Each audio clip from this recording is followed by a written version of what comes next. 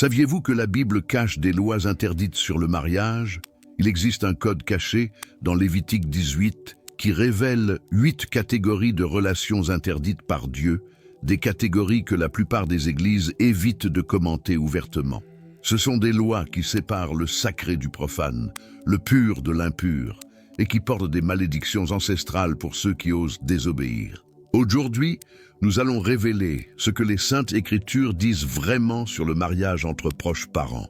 Nous allons découvrir pourquoi Dieu l'a permis dans les premiers jours de la création et l'a ensuite banni pour toujours avec le poids de l'abomination. Et nous comprendrons si les cousins peuvent se marier selon la parole de Dieu. Commentez maintenant. Je veux connaître les 8 interdictions pour que je sache que vous êtes prêts pour cette révélation. Restez jusqu'à la fin, car je vais révéler la zone grise que la Bible a laissée ouverte et qui peut changer complètement votre compréhension de la famille, de la pureté et de l'obéissance spirituelle. La Bible ne cache pas cette vérité.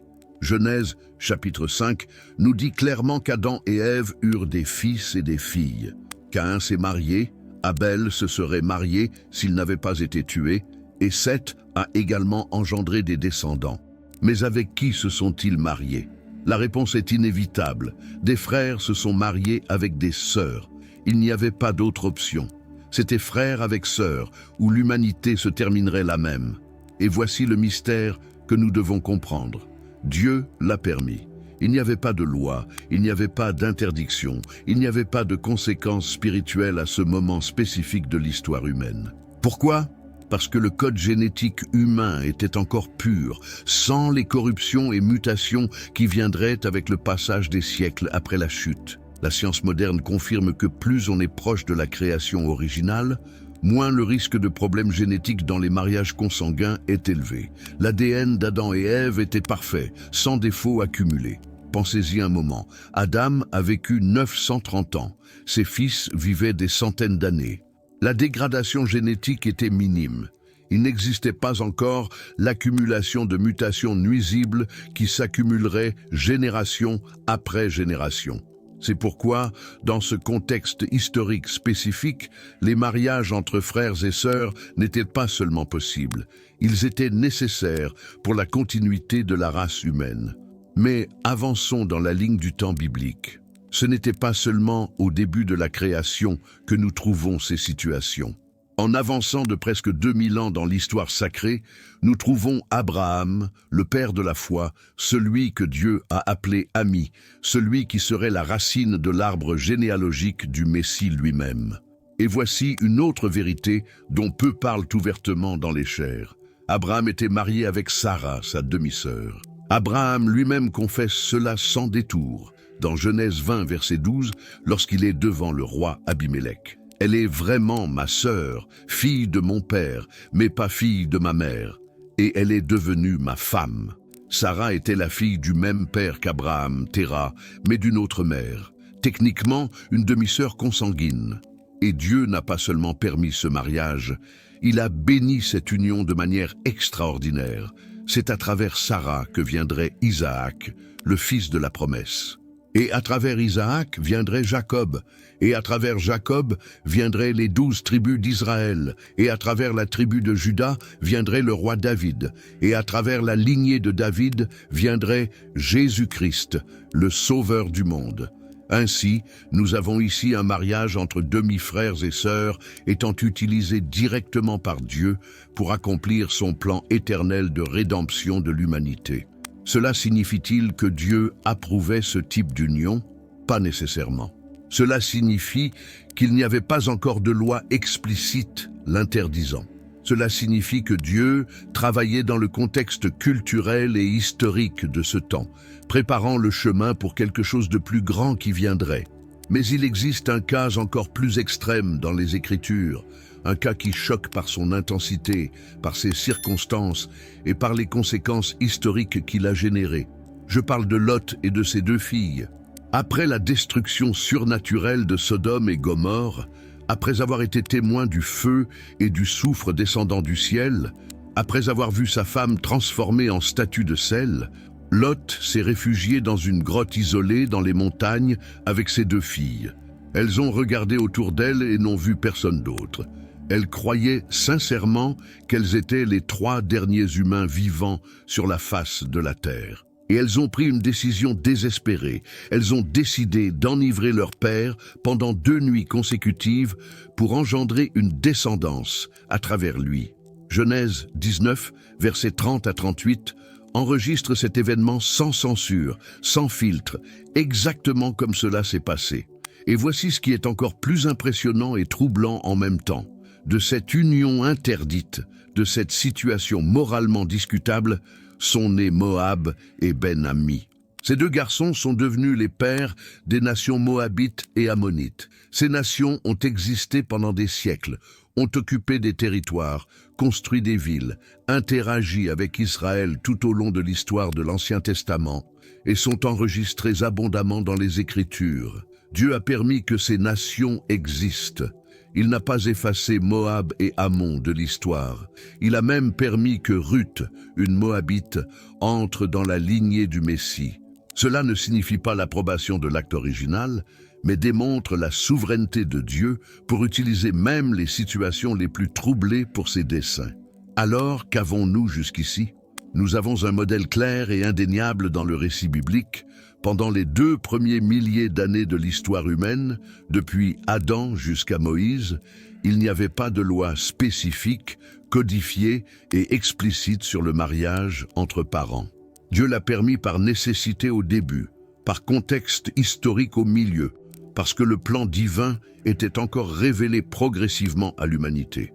La révélation de Dieu n'a jamais été instantanée et complète. Elle a été progressive, graduelle, pédagogique. Dieu éduquait l'humanité étape par étape, préparant le cœur et l'esprit des gens pour recevoir des vérités de plus en plus profondes sur sa sainteté et ses normes morales. Mais tout cela était sur le point de changer radicalement. Parce que lorsque Dieu a appelé Moïse au sommet du mont Sinaï pour délivrer la loi, lorsque le tonnerre résonnait, lorsque le feu consumait le sommet de la montagne, lorsque le peuple tremblait de peur au pied du mont, Dieu établirait des limites absolues, des interdictions sévères, des conséquences terrifiantes pour ceux qui oseraient désobéir. Et c'est ici que nous entrons dans les 8 interdictions cachées de Lévitique 18. Des interdictions qui changeraient pour toujours la norme morale de l'humanité. Mais avant de plonger dans les interdictions, nous devons comprendre pourquoi Dieu a choisi ce moment spécifique. Le verset 3 de Lévitique 18 nous donne la réponse. Vous ne ferez point ce qui se fait dans le pays d'Égypte où vous avez habité, et vous ne ferez point ce qui se fait dans le pays de Canaan où je vous mène. Voici la clé. Dieu séparait Israël des pratiques païennes. En Égypte, l'inceste était courant parmi la royauté. Les pharaons se mariaient avec leurs propres sœurs pour maintenir la pureté de la lignée divine. À Canaan, les pratiques sexuelles interdites faisaient partie des rituels religieux. Dieu traçait une ligne claire. Vous n'êtes pas comme ces nations. Et ensuite, au verset 6, vient le principe général. Nul de vous ne s'approchera d'une parente proche pour découvrir sa nudité. Je suis l'Éternel. C'est le fondement. Mais Dieu ne s'arrête pas là. Il va être spécifique, détaillé, explicite. La première interdiction, votre mère ou belle-mère. Versets 7 et 8. Tu ne découvriras point la nudité de ton père et de ta mère. Tu ne découvriras point la nudité de la femme de ton père. Pourquoi est-ce la première? Parce que c'est la profanation directe de l'autorité paternelle, la violation du lien le plus sacré de la structure familiale. La deuxième interdiction, votre sœur ou demi-sœur. Verset 9, tu ne découvriras point la nudité de ta sœur, fille de ton père ou fille de ta mère, née dans la maison ou née hors de la maison. Tu ne découvriras point sa nudité. Ici, Dieu ferme la porte qui était ouverte au jour d'Abraham. Peu importe s'il s'agit d'une sœur, du côté du père, du côté de la mère ou des deux. C'est interdit. La troisième interdiction, votre petite fille. Verset 10. Tu ne découvriras point la nudité de la fille de ton fils ou de la fille de ta fille, car c'est ta nudité. Dieu appelle cela ta nudité, parce que la petite fille est l'extension directe de vous-même. La quatrième interdiction, la fille de la femme de votre père. Verset 11. Tu ne découvriras point la nudité de la fille, de la femme de ton père, engendrée de ton père, elle est ta sœur. Ici, Dieu couvre les familles recomposées. Même s'il n'y a pas de lien de sang direct, il y a un lien familial à travers le mariage du père. La 5e interdiction, votre tante paternelle. Verset 12, tu ne découvriras point la nudité de la sœur de ton père, c'est la proche parente de ton père. Et la 6e, au verset 13, tu ne découvriras point la nudité de la sœur de ta mère, car c'est la proche parente de ta mère. Dieu élargit le cercle de protection. Ce n'est pas seulement la ligne verticale qui est sacrée, mais aussi la ligne horizontale. La 7e interdiction, l'épouse de votre oncle. Verset 14. Tu ne découvriras point la nudité du frère de ton père, tu ne t'approcheras point de sa femme, c'est ta tante. Ici, nous voyons le principe du respect des liens matrimoniaux au sein de la famille élargie. La 8e interdiction, votre belle-fille. Verset 15. Tu ne découvriras point la nudité de ta belle-fille, c'est la femme de ton fils. Tu ne découvriras point sa nudité. Et au verset 16, il y a encore l'interdiction de la belle-sœur. Tu ne découvriras point la nudité de la femme de ton frère, c'est la nudité de ton frère. Maintenant, prêtez attention au poids spirituel que Dieu place sur ces interdictions. Au verset 24, il dit « Ne vous souillez par aucune de ces choses, car c'est par toutes ces choses que se sont souillées les nations que je vais chasser devant vous. » Dieu dit que ces pratiques ont été la raison pour laquelle il a enlevé des nations entières de la terre de Canaan. Et au verset 25, le pays en a été souillé. Je punirai son iniquité et le pays vomira ses habitants. Le langage ici est viscéral, physique. La terre vomit littéralement les habitants qui pratiquent ces abominations. C'est comme si la création elle-même rejetait moralement ces pratiques. Mais la conséquence la plus sévère est au verset 29. Car tous ceux qui commettront quelqu'une de ces abominations seront retranchés du milieu de leur peuple. Retranchés, coupés, éliminés. Ce n'est pas une punition temporaire, c'est l'élimination permanente de la communauté du peuple de Dieu. Et le mot « abomination » apparaît 6 fois dans ce chapitre. 6 fois, Dieu utilise le terme le plus fort disponible en hébreu pour décrire ces pratiques. Teva, en hébreu, signifie quelque chose d'absolument répugnant, moralement détestable, spirituellement nuisible. Pourquoi Dieu est-il si sévère ? Parce qu'il protège 3 choses fondamentales, la structure de la famille, la pureté de la lignée et la sainteté de son peuple. Lorsque ces 3 choses sont violées, toute la société s'effondre. La famille perd son identité, la lignée se corrompt et le peuple perd sa séparation du monde païen. Ces 8 interdictions ne sont pas arbitraires. Chacune d'elles ferme une porte spécifique qui causait la destruction dans les nations autour d'Israël. Chacune d'elles établit une limite qui protège la dignité humaine, la structure familiale et le plan rédempteur de Dieu. Mais les conséquences ne s'arrêtent pas là. Parce qu'il existe quelque chose d'encore plus sombre enregistré dans les Écritures. Il existe des malédictions ancestrales prononcées publiquement devant tout le peuple d'Israël. Des malédictions qui ont été acceptées collectivement.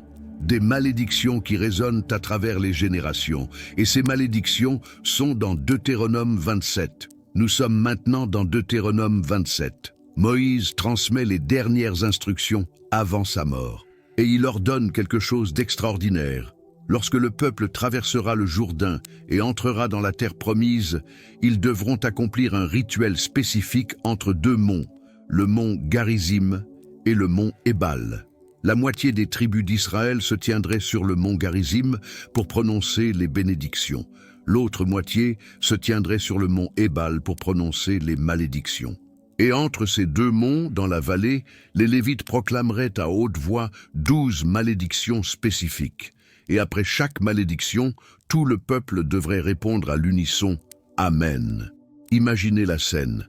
Des millions de personnes positionnées sur 2 monts, l'écho traversant la vallée, les Lévites criant les malédictions une par une, et des millions de voix répondant ensemble « Amen ». Cela signifie qu'il en soit ainsi. C'est une acceptation collective, publique, irréversible des conséquences spirituelles. et 3 de ces 12 malédictions parlent directement du mariage entre proches parents. Révélons-les maintenant. La première malédiction est au verset 20. Maudit soit celui qui couche avec la femme de son père, car il soulève le pan du manteau de son père. Et tout le peuple dira Amen. Voici la profanation du lit paternel. C'est la violation de l'autorité du père, la destruction de la structure familiale à sa base. Et tout le peuple a dit Amen. Nous sommes d'accord, nous acceptons que cette malédiction tombe sur celui qui fait cela. La deuxième malédiction est au verset 22. Maudit soit celui qui couche avec sa sœur, fille de son père ou fille de sa mère. Et tout le peuple dira Amen. Voici la ligne qui a été fermée après les jours d'Abraham. Frère avec sœur, demi-sœur, peu importe, c'est une malédiction. Et tout le peuple a accepté publiquement cette conséquence. La troisième malédiction est au verset 23. Maudit soit celui qui couche avec sa belle-mère. Et tout le peuple dira Amen. La belle-mère représente l'extension de la famille par alliance. Violer cela, c'est violer les liens matrimoniaux qui connectent différentes familles. Mais que signifie exactement cette malédiction?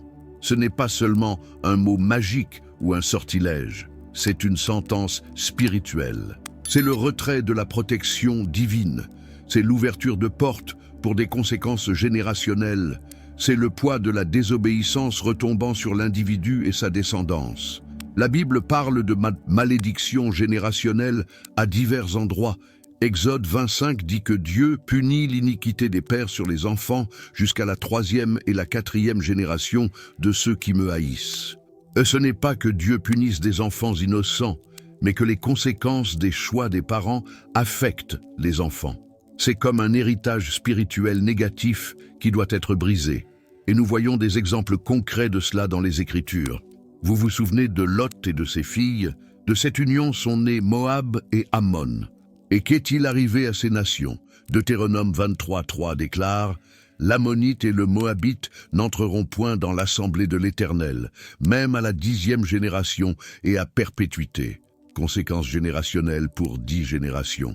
Mais il y a une exception glorieuse, Ruth, la Moabite. Elle a brisé la malédiction à travers la conversion authentique, la foi véritable, et est entrée dans la lignée du Messie. Cela nous montre que les malédictions peuvent être brisées à travers l'obéissance et la grâce divine. Un autre exemple se trouve dans 1 Corinthiens 5.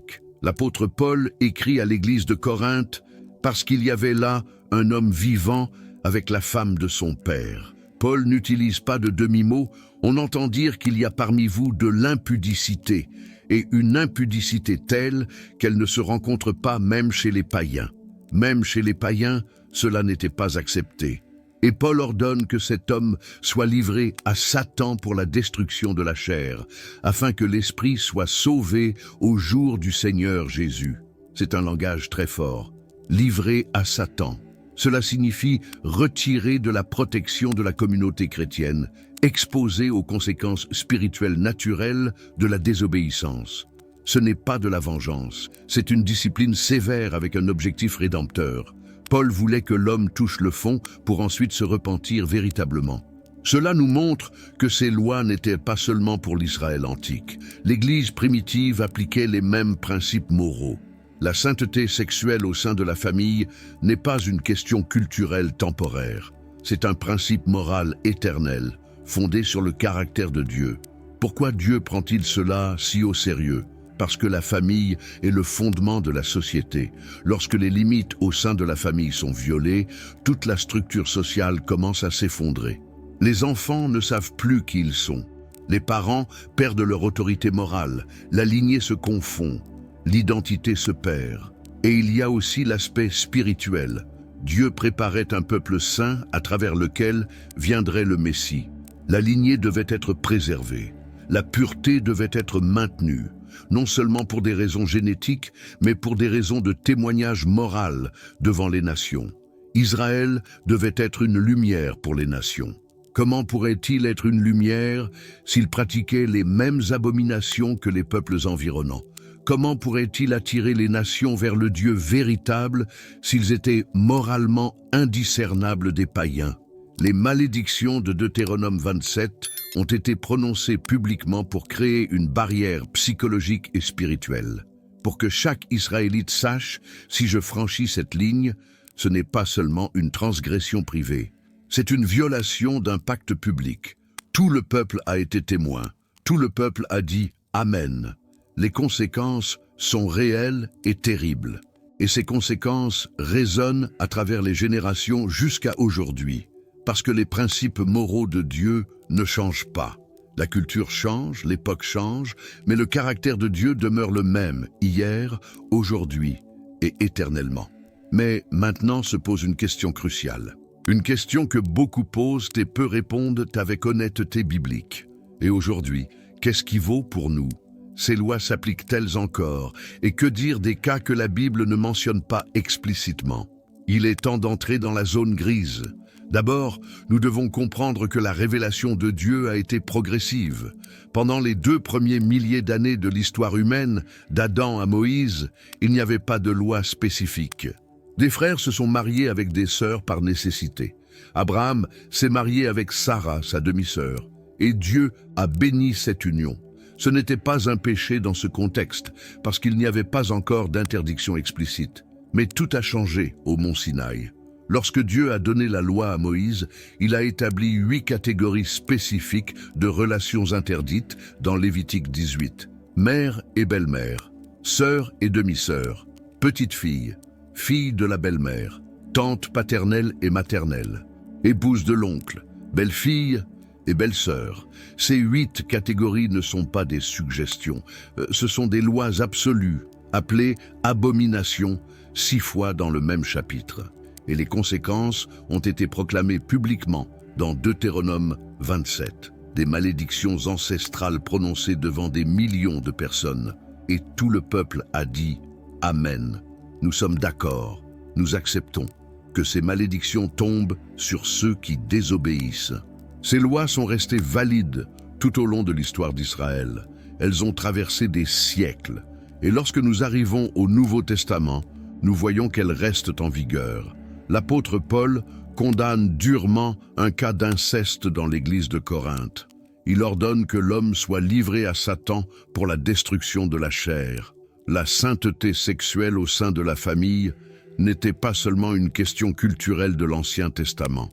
C'est un principe moral, éternel. Maintenant, la zone grise que nous avons promise de révéler est les cousins. Voici la vérité que la Bible rend claire. Le mariage entre cousins n'est pas dans la liste de Lévitique 18. Il n'est pas explicitement interdit dans les Écritures. Jacob s'est marié avec Rachel et Léa, ses cousines, et Dieu a béni cette union avec les 12 tribus d'Israël. Mais cela ne signifie pas qu'il soit automatiquement recommandé pour tous les contextes. Parce que la Bible opère avec 2 types de sagesse, des prescriptions divines explicites et une sagesse prudentielle appliquée au contexte. Les 8 interdictions de Lévitique 18 sont des prescriptions explicites. Elles sont absolues. Elles valent pour toutes les époques et cultures. Mais en ce qui concerne les cousins, la Bible laisse de la place pour une sagesse contextuelle. Cela signifie considérer des facteurs tels que les lois du pays où vous vivez, les questions génétiques modernes qui n'existaient pas au temps biblique et le témoignage chrétien devant la société environnante. Le principe permanent est celui-ci. Dieu a toujours protégé la pureté de la famille, la sainteté de la lignée et la structure sociale à travers des limites claires.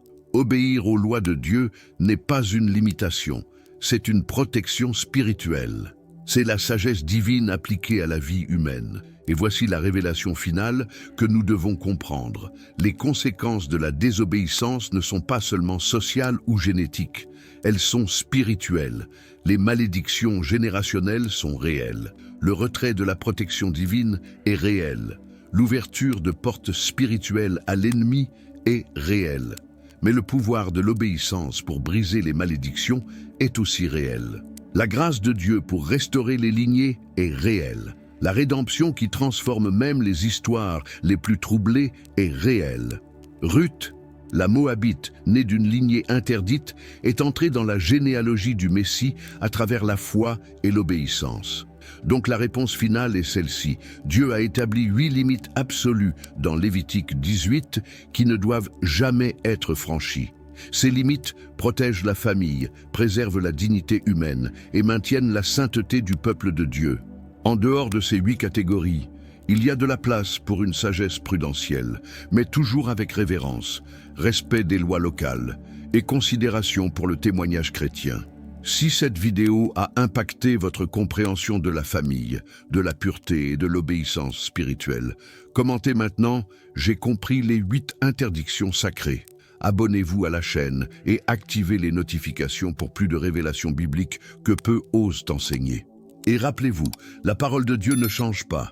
La culture change, l'époque change, mais les principes moraux de Dieu demeurent les mêmes hier, aujourd'hui et éternellement.